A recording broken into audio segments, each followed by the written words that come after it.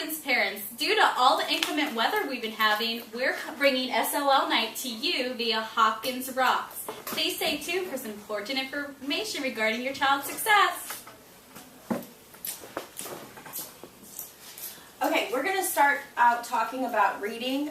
Every night, your child should be bringing home a nightly reading log. It's the same across the grade, so they should be reading for 15 to 20 minutes and either giving a response, comments, or a summary of what they read. Ways to improve comprehension. All of our students have reading journals that they take home. They know the comprehension skills that we're working on in class, so please encourage them, ask them what we're working on that week. Engage in a conversation with them about it. Have them tell you what we are focused on that week. Strategies, same thing. We are working on different strategies each week. Sometimes we're reviewing strategies, but they should be practicing those strategies when they do the nightly reading log, questioning, inferencing, those kinds of things. Stamina. This is something that our students kind of struggle with, and they definitely need to continue working on. By the time we get to the SOL at the end of the year, there's going to be several passages they have to not only read, comprehend, and answer questions about. So every night they should be reading at least 20 minutes so that they're building up that stamina for the test. And then our test will be mid-May or early June, and it will be online.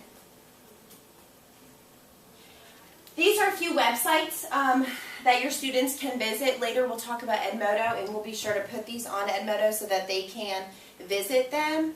But these are just a few. They will also be on a handout that we're going to talk about later in the presentation. I think. Oh. Reading test strategies. All three teachers have been talking about test-taking strategies for reading. There's lots of different things. They're all listed here. Again, I think that's going to be on a handout, but the students do have that in their journal as well. They should be practicing these test-taking strategies on any kind of reading passages that go home, any reading passages that are in class, and the tests that they take at the end of the week, and as well as their benchmarks. Our hope is by the time we get to the SOL at the end of the year, they will be able to naturally and without thinking use those test-taking strategies to help improve their scores on their SOL. So please ask them about the test-taking strategies, have them tell you what they are, how it works for them, and ask to see them in their journals or in any other handouts that go home.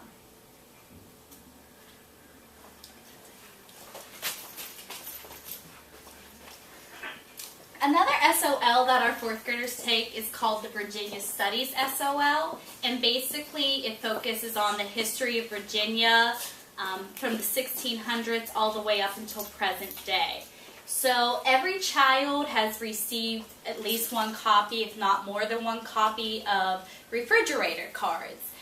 Those cards are laid out by SOL, and there are different areas each week that your child should be studying and looking over.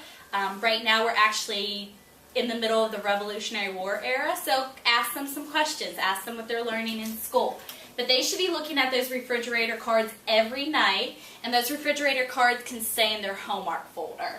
So other ways to help your child: if you visit the library, go ahead and find some books about colonial Virginia, find some books about the Revolutionary War, the Civil War, famous Virginians. Do some research online, any educational videos you can find about famous Virginians or Virginia history. Also, there are strategies that when the students take notes, we teach them some memorization tools and strategies that they should be able to name and explain to you. That helps a lot with the geography and just remembering some of the characteristics of the land across our state. This will be just like the reading test, mid-May to early June. It will be a 50-question test, so it does require some stamina. But it's something that they've been learning all year and they should be building toward and working toward. We have listed several websites that your child will be able to access on a home computer or a library computer. These will also be included in a handout that we'll talk about at the end of the presentation.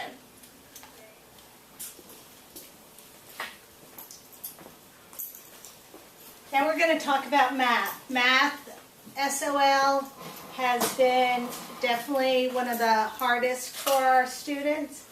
We want them to be able to be reviewing multiplication strategies. It's not the multiplication you know, nor how you learned. A good suggestion would be have your child teach you the new way to do multiplication. Again, with any test, we're going to be looking at test-taking strategies. And again, that SOL window opens in May and closes in mid-July, or I'm sorry, early June. Things you can do to help. We talked about reviewing multiplication strategies. Again, as I said, it's different than the way you learned. Have them practice multiple charts. Things like a super inch.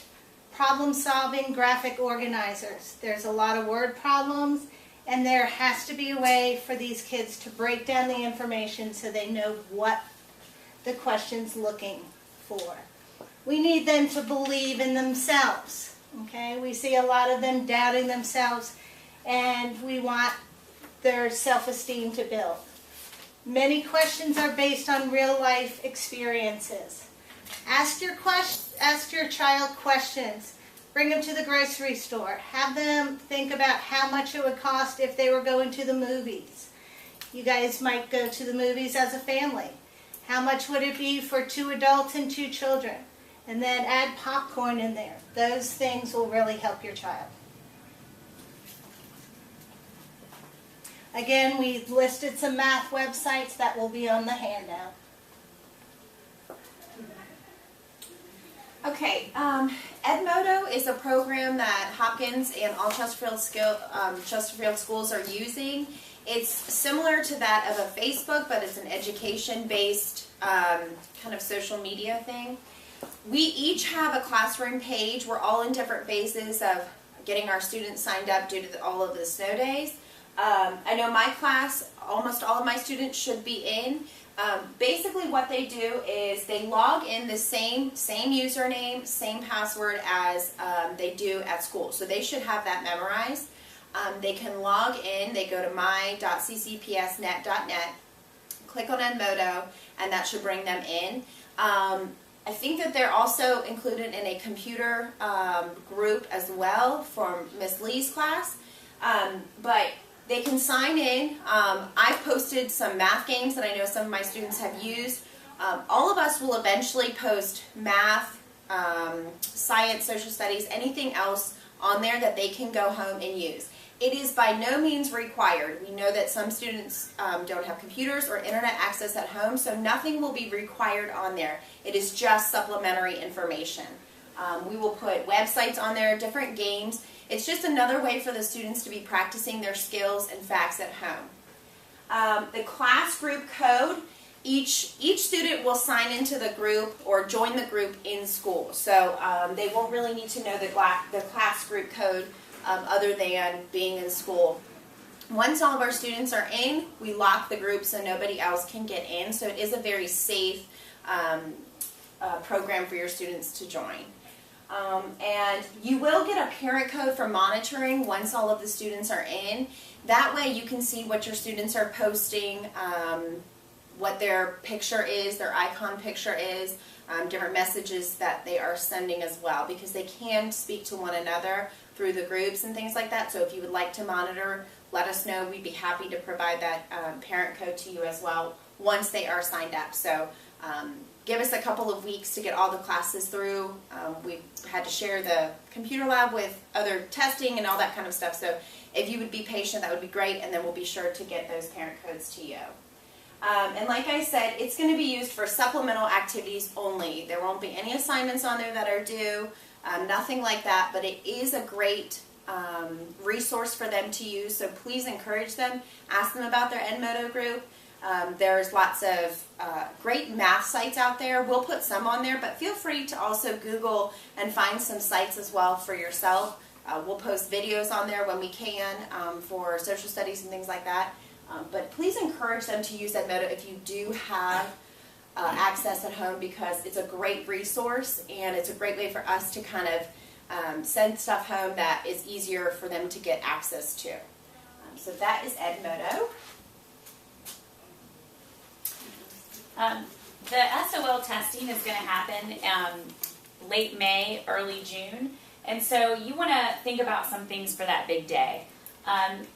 One of the most important things is making sure that they get a good night's sleep the night before, because if they come in tired, they have their heads down, they're not going to be thinking clearly. So it's important for a good night's sleep.